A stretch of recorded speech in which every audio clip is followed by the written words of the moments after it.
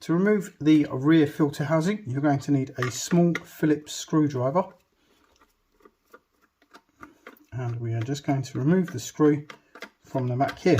There we are, there's a screw, keep that safe. To remove the back housing, something like a butter knife is very useful, but if you are careful, you can do it with your hands. So what you need to do, squeeze the here and here, really give it a wiggle, and you'll see it just pops off and then it comes off. If you haven't got the HEPA filter upgrade and you just want to clean your rear filter out, you can take this off, you can take the foams out, wash these out under the taps, and then reinstall them once they are dry. If you've got an older Dyson, you may find that these foams have broken up, and that's why you want to do the upgrade. So what we're going to do is swap that for that. It's pretty simple.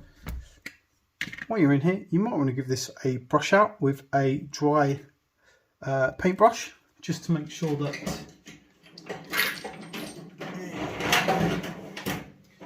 it's clean, and you're just removing any of that excess dust, and obviously if there's any hair or anything in here, remove it while we're here. Alright, pretty simple. This goes on there.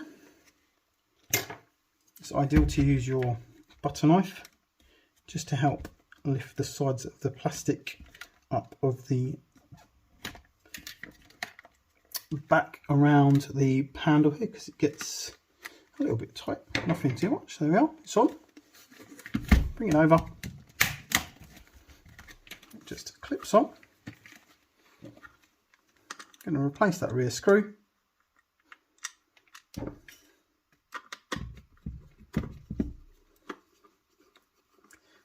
that's how simple it is to upgrade your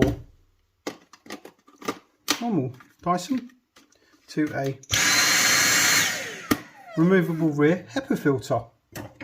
Don't forget, you can always clean this out and put it back on if you don't want to invest the £12 and then have the removable filters. You still get your boost button up